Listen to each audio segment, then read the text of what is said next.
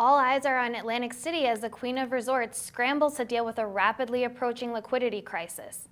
Here to discuss the city's financial troubles is the Deal's Lisa Allen. Lisa, thanks so much for being here. Thank you, Kelsey. We know an emergency manager has been tapped to look into Atlantic City's finances. What type of liquidity issues is the city facing right now? So New Jersey brought in an emergency manager to look at the city's finances in January, and he recently said that the situation is much worse than he had anticipated, and the city could have a liquidity crisis as soon as the third quarter of this year. And the city has debt payments due in August, and it's unclear whether it'll be able to put together the funds to make those payments. It has further debt payments in December that are in question.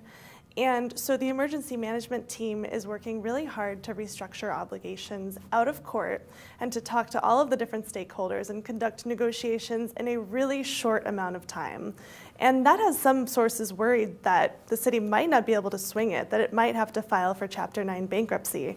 But its goal is to deal with all of its issues out of court.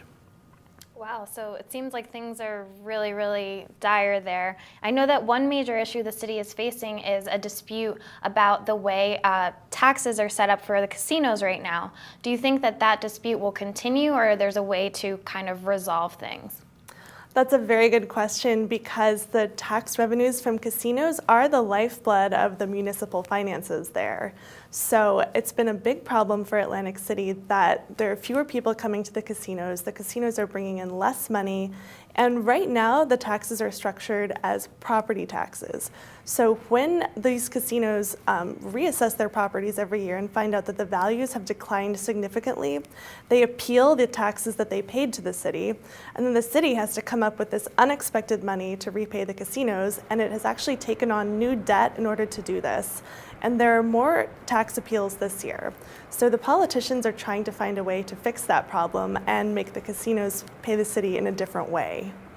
Okay, and so I know that there are currently some bills pending in the legislature that could solve some of the city's problems. Can you tell us a little bit about that? Yes, there is an initiative to change the casino tax payments to a payment in lieu of taxes structure, which would bring in less revenue than the city tries to get currently, but it would be stable and it would be predictable in the long run.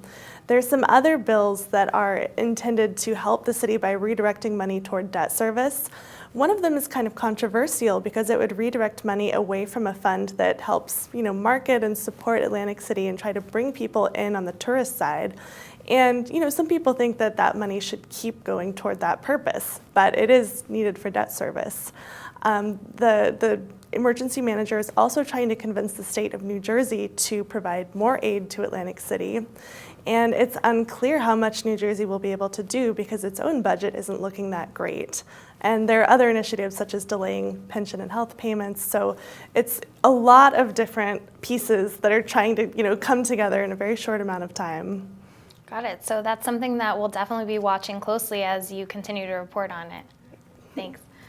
In New York with The Deal, I'm Kelsey Butler.